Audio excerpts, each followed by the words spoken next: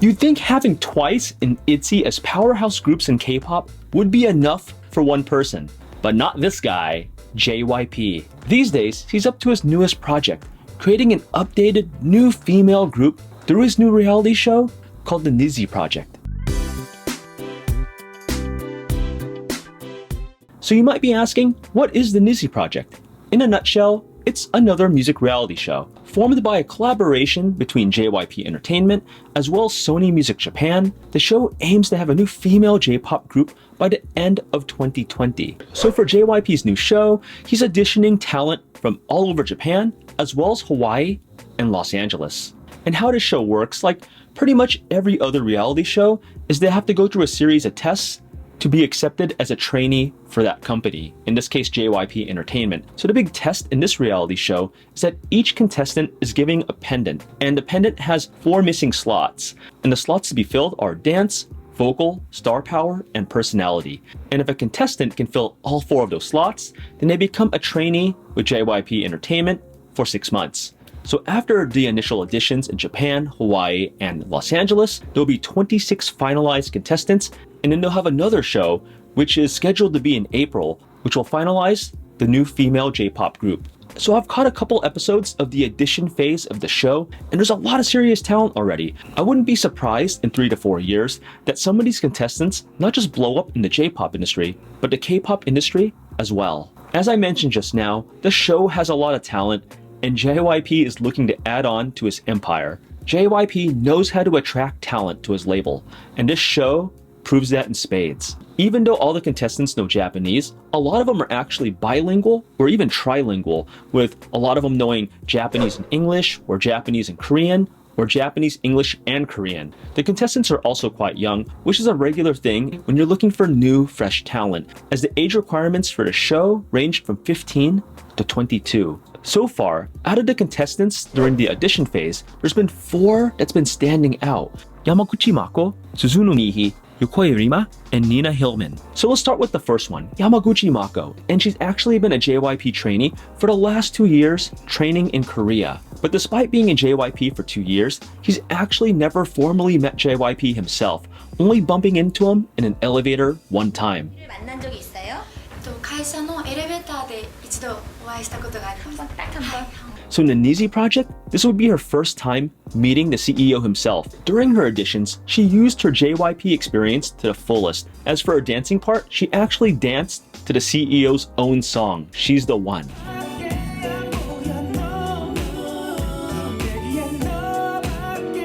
And during her singing part, it was pretty good as well, as it felt like she wasn't just singing, but just speaking to you, the audience. I would say after watching Yamaguchi Mako, her big strength, unsurprisingly, is her dancing, as well, she trained for 2 years at JYP, as JYP would pass her in the first rounds of the audition. Moving on to Mihi, like Mako, she's also a JYP trainee. One of her biggest assets is her curiosity to learn Korean, as she has Korean class at her school, and she claims to know about 60% of Korean. 한국어 わかりましたか? 네, 하이. 한국말은 얼마큼 해요? She's also a huge fan of TWICE's Chewie and said that that was one of her inspirations to try out and become a J-pop star under JYP. Now, an interesting choice about her song selection during the audition is that she picked a song about love. As she admits, as a 15-year-old, she doesn't know what love is yet, she's too young. But she said that she transferred that meaning of love to her trainee friends instead, saying that all the trainees that trained with her bonded with her during the struggles, during the practice times, and striving to become one day a J-pop star. After hearing how she turned a love song into her own experiences, JYP was impressed and passed her. So let's talk about Yukoi Rima, who's perhaps the one that has the most spotlight on her. She's pretty much born into fame and wealth royalty. Her dad is iconic Japanese rapper Zebra. Her mom is the famed model Nakabayashi Miwa. And her great-grandfather is the famed Yokoi Hideki, who is the former president of the new Hotel Japan chain. But you know, she does have some skill backing her up. For one, she's trilingual, being fluent in English and Japanese, as well as studying Korean. She actually admitted to JYP that her English is probably her strongest language, even more than her native Japanese, as she's went to international school since she was 2 years old. So, what's the easiest language? Of course, Japanese will be the easiest language. For me, English is a little more easier for me since I've been into an international school since I was 2 years old. Now JYP, being the man that he is and knowing the music industry, actually knew all this about Rima, that she came from fame and wealth royalty, and that it would be pretty much easier for her to slide on in with all the advantages that she naturally had growing up. But after her impressive singing and dancing parts, Rima told JYP that despite her obvious advantage in growing up affluent, that she wanted to be her own person, that she didn't want to be given anything just because her mom is a model or her dad is a famous rapper. You have talent. All you have to do is just be yourself. And from that, JYP was impressed, and yeah, passed her. And last is Nina Hillman, who some people are saying is a younger version of Somi from IOI. Born from a Caucasian father and a Japanese mother, she moved to Japan 2 years ago. When she first moved to Japan, she admits that she didn't know Japanese very well, and she had a hard time communicating. So your English is more comfortable. Yes, I'm more comfortable with English. But her parents still stuck her in an all-Japanese school, and she had to work every day to eventually become fluent in the language. Now, she sung the popular Japanese song Yasuda Rei's Brand New Day,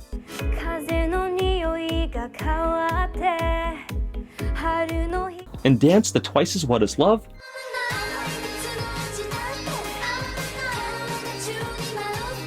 to pass the JYP first editions. And finally, I learned a lot about JYP himself. From the contestants, he's looking for multilingual stars, ones that just don't speak Japanese, but other languages as well, so he can expand his J-pop group past Japan. He's also looking for humble stars, as he's asked many contestants if they were humble, if they were going to let their ego get the best of them.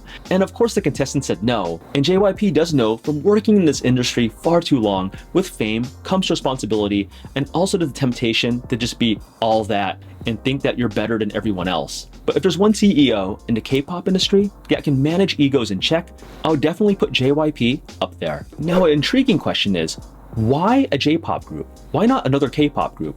Well, for JYP, it's all about experimentation and to go past Korea.